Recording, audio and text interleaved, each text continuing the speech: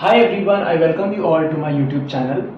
So this is a video related to tendering and contracts, and this is one video which will cover all your doubts regarding tendering and contracts. Why? Because in this video we will be discussing the flow chart which will cover the complete process of tendering. I mean complete. That means every detail will be covered. In this we will discuss about EMD, what is NIT, what is performance bank guarantee, what is retention money, then what is DLP period, what is pre-qualification, and when all these things come into picture during the complete process. So basically we will start from NIT. NIT is the very first point where the notice inviting tender, like where the advertisement for the tender comes into picture, and we will complete our flowchart at the defect liability period and the final completion of the project and receiving the final certificate of the project. So watch the video till the end because it will give you the complete highlights of the tendering, and after this video I will guarantee that you will not be in a position to ask any further doubt regarding these topics and regarding tendering and contracts process.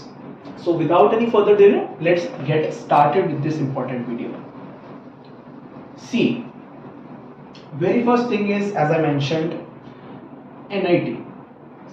सबसे पहले one NIT will get released. What is NIT? NIT is Notice Inviting Tender. So what happens is, it is nothing but a kind of advertisement. Whenever a tender comes, for example, there is a tender by any particular private player or private client to make residential flats.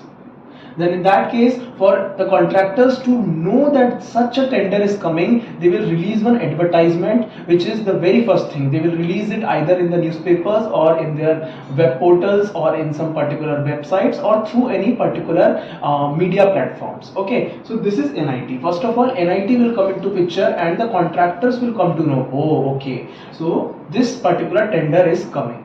After this, what will happen is, an invitation for pre-qualification will come. See what happens, because of this NIT, so many contractors will come and they will ask for the tender document and they will be interested in quoting. But whether all the contractors are suitable for the job? No, definitely. 100 contractors are coming, it will not be possible that all the 100 contractors are very good or they are suitable for the particular project that the client is interested in. So for that thing, they are all the contractors who are interested, they are invited for pre-qualification. Okay, so the notice will go to all the interested people and they will be pre-qualifying. They will be submitting some documents to the client organization, like their financial stability, their construction methodology, their hierarchy structure of the organization, and so many things they will be submitting.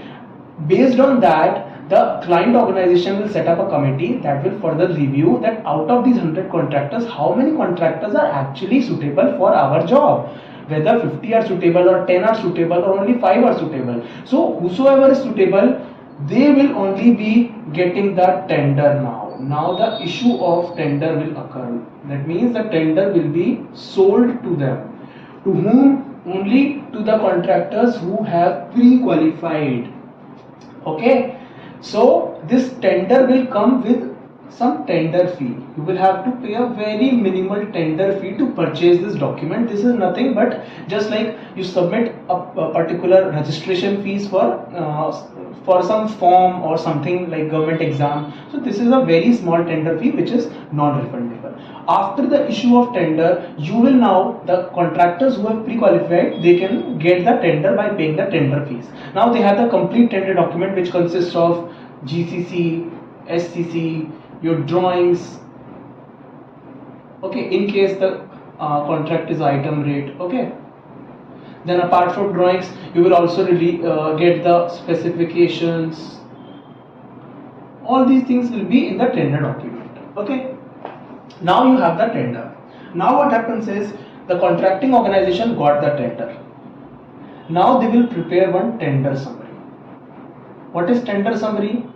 Tender summary is nothing but a summary of the whole document. See, tender document consists of hundreds of pages. and in some cases thousands of pages may also go. So the top management is not that free that they will read the complete tender. So what they tell is to their teammates or to their junior fellows, they will ask to prepare the tender summary, which will only consist of the important clauses and conditions of the tender, like some financial clauses, some interest related clauses, advance related clauses, some basic details of the project. So it will eliminate all the unnecessary information that is of no use for the top management. Based on this tender summary only, they will take the decision whether to bid for this project or no.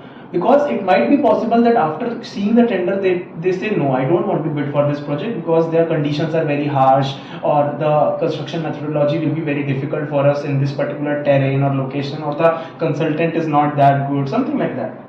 Okay, after you make the tender summary, and suppose if you decide to bid, then after this you will go for site investigation. In site investigation, what happens is you check out various things. What is the availability of the vendors nearby, what is the type of terrain, from where you will get the material and all, from where you will plan your site layout. All these things you will investigate during the time of this visit to the site. Okay, so this is site investigation. After you are done with the site investigation, then you will do your analysis. What analysis you will do? Nothing but your LMP, labor, material and plant cost, and in labor on subcontractor part will also come. All these things you will do, and apart from that you will also calculate your overheads. You will also prepare your construction schedules, because you have to quote now. The analysis you are doing is to bid for the project, to quote. To quote you should know all the cost. This is your direct cost, DC. And overheads is your indirect cost. So any project cost is consisting of DC plus IDC. So you will have to prepare the construction schedules also to know how will your invoice be, like in which month how much invoice you will expect, what will be your cash flow, whether you will be cash positive or cash negative. Then your P&M schedule you will prepare, your staff schedule you will prepare, your labor schedule you will prepare, some kind of schedules you will prepare. Then you will also come to a conclusion that this will be my gross margin in percentage, that for this project I need 15%, I need 12% profit, something like that you will analyze. After the analysis, after the analysis you will be expecting that you have to submit the bids, but no, you don't have to submit the bids directly after the analysis, but instead you will have one pre-bid meeting also. Pre-bid meeting. What happens in pre-bid meeting? Pre-bid meeting is conducted maybe a week or 2 weeks before submitting the bids, in case the contractor has some queries regarding the specifications, or there is some ambiguity, or there is some discrepancy in any particular clause or condition of the contract. Then in that case you can ask the client if this information is missing, or this information I am unable to comprehend properly. So this is the pre-bid meeting. After the pre-bid meeting you will submit the bid submission.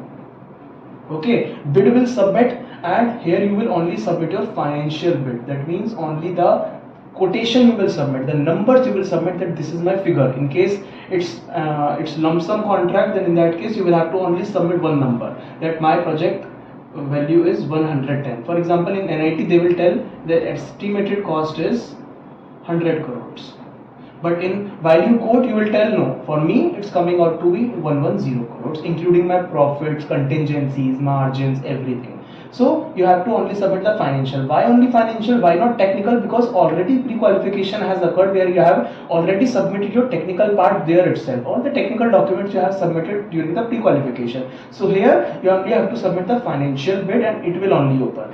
In case the pre-qualification would have not occurred, then in this case you have to submit the technical as well as financial bid, wherein first of all your technical bid will open, and if you qualify the technical bid, then only your financial bid will open. For those who won't qualify the technical part, for them financial bid will not even open. Okay, they will just throw their financial bid into the dustbin. So for that purpose only they do the pre-qualification here, so that the contractors who do not pre-qualify, they should not waste their time in calculating their financial bid. Okay.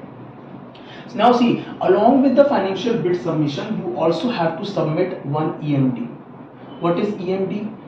EMD is Earnest Money Deposit, which is a kind of bid bond or bid security that you submit with the bid. It's a kind of assurity that you will agree to get into the contract with the client in case you become L1 contractor. L1 means if you become the least quoted contractor, then you should win the contract. But what is the risk? The risk is with the client that if I award the contract to you, for example, there is one particular contract, let's say ABC contractor. If I tell that this ABC contractor has quoted the least, but they do not submit any kind of bid bond or bid security, then they might say, okay, you told that I have won, but I won't get into a contract with you.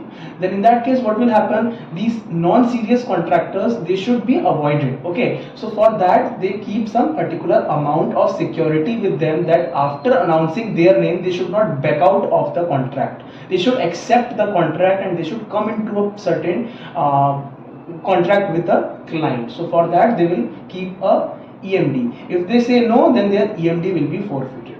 And this is usually 1 to 2% of the estimated cost that is mentioned in the NIT, not 1 to 2% of the quoted one. It is 1 to 2% of the estimated cost that is mentioned in the NIT. Okay. After you submit the bid and EMD, your bid will get evaluated.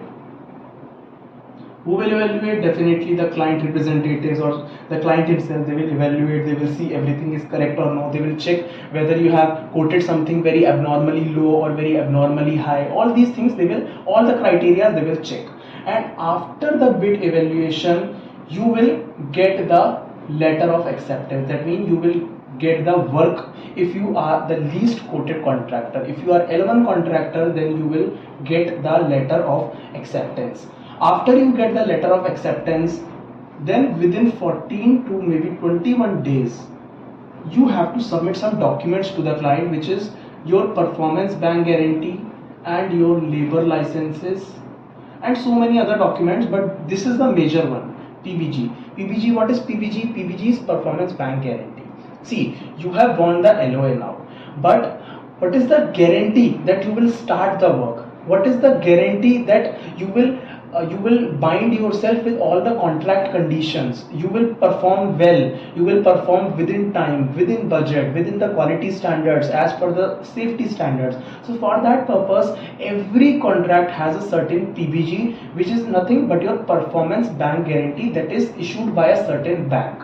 Okay, how much is the PBG? PBG is almost 3% of your quoted value. What you have submitted in the bid, 3% of that value. So this is again for the security purpose, that you perform well and stick to the contract conditions. This is for not backing away, but this is not for not backing away. This is an assurity that you will commence the work and you will perform good throughout the complete process of the construction, and it is returned after your DLP period only. Okay, after your PBG and labor licenses submission, you will now sign the agreement. Now the client has some confidence in you that you have submitted the PBG. That means you will sign the agreement now, or the contract. What is agreement? Agreement is nothing but your contract. Okay, now you have signed the contract, you have come into a contract with the client as a contractor.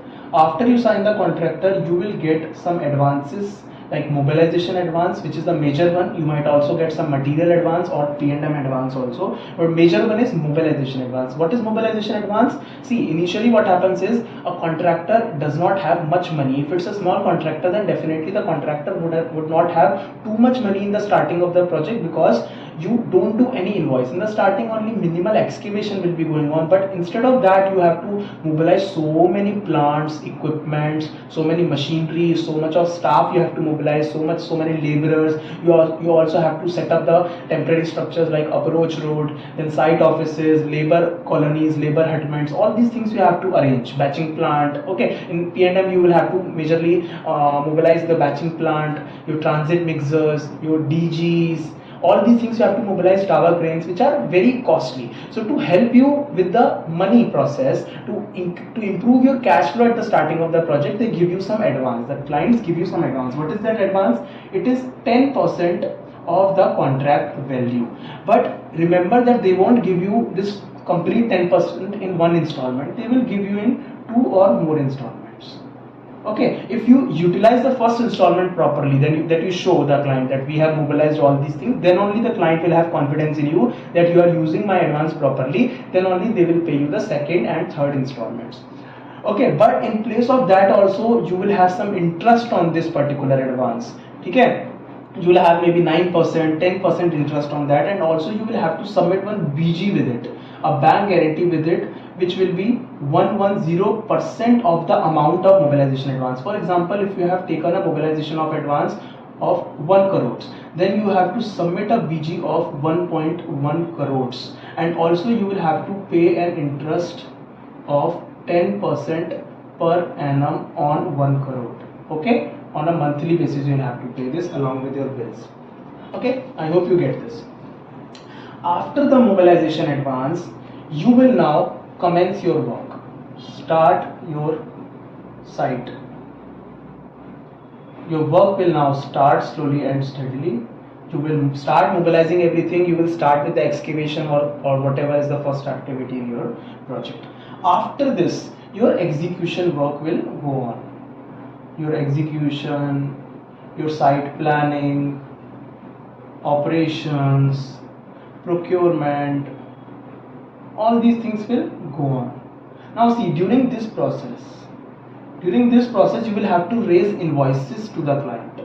Whatever work you have done, for example, you did 10 crores of invoice in first month, then usually in second month you will raise this 10 crores invoice and the client will pay you this 10 crores. But what happens, instead of paying this full 10 crores, the client, what he will do, he will retain some amount which is called as the retention money or the security deposit. SD means security deposit. How much percentage he will retain? He will retain 5% to 10%, usually 5% only, from every bill that you submit. If you have submitted 10 crore, then he will retain 5% with him and he will only pay you 9.5 crores. 5% he will retain for the issues that will arise during the defect liability period. There is some certain period where the contractor is obliged to repair the defects or rectify the defects that arise in the building after the completion or handover of the project. But in case the contractor says no, that I won't rectify any of these defects, these are not my concern, then for that security purpose the client will have this retention money and he will have the power to use this amount during the defect liability period in case the contractor disagrees to rectify the major errors that he has pointed out in his punch list. Okay, so this retention will be cut here, and also you will have to pay the interest on mobilization advance, which I already highlighted above. In this particular period only these things will happen. Okay, so because there was no term of security deposit separately, so here only I told you about the security deposit also. After completing all these processes at site, you will hand over your project. Now your project has been completed and you will hand over your project to the client. That means your project has now completed. Now at this stage some few terms arise, like you will recover your BG that you have provided for the mobilization advance. You availed the mobilization advance, so you will recover all the BGs that you have given to the client. See, what happens is during your return of the mobilization advance, only during this period when the client will recover your mobilization advance from every bill, from certain bill like from third bill or fourth bill, that time also you can get the BGs. But in some cases it might be possible that they tell that some BGs I will pay, give you now, but some BGs I will only give you back after you hand over the site to us. So you will recover all your BGs at this point for the mobilization advance that you have provided.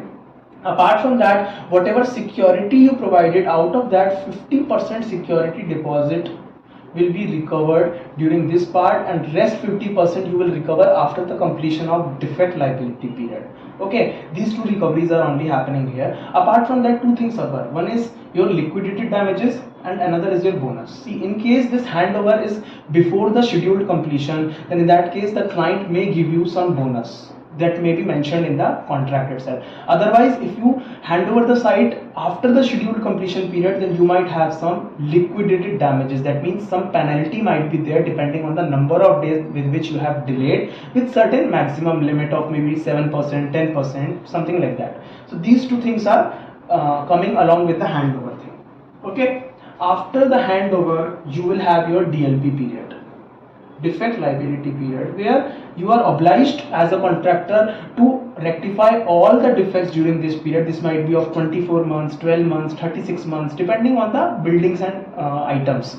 So you will have to rectify all the defects. If you rectify all the defects with your money, then it's fine. Then the client will give you all the retention that the client has retained, rest 50%. That means 50% you got here, but rest 50% he will give you back after the completion, successful completion of the DLP period. Okay, and at this point only you will recover your PBG also, PBG recovery, because you have successfully performed well in the project, on time, everything went well, quality, safety. Then you can recover your PBG also here, which was submitted here.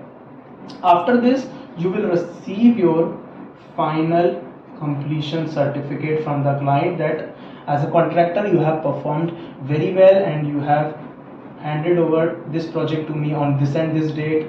This was the cost, and you have maintained all the quality standards, safety standards.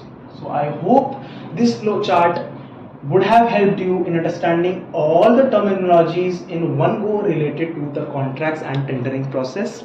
So I end up my video here. If you have any further doubts, which I don't think so you will have in depth, but still if you want to ask something, then just do not hesitate, shoot your queries in the comment section just now. And also you can check out the playlist of construction management, because in that particular playlist every terminology I have discussed in depth. For every terminology at least I have given 10 to 12 minutes. So you can check out those videos, and if you want any other video from me, like you want some video from my side, then just shoot your video titles in the comments. I'll definitely be coming up with those suggested titles. So do not forget to subscribe, because construction management videos will be coming up very frequently. So all the very best, and subscribe to the channel. Also like this very interesting important video, so that you do not forget where this video is at any point of time. Thank you everyone. Bye. Goodbye.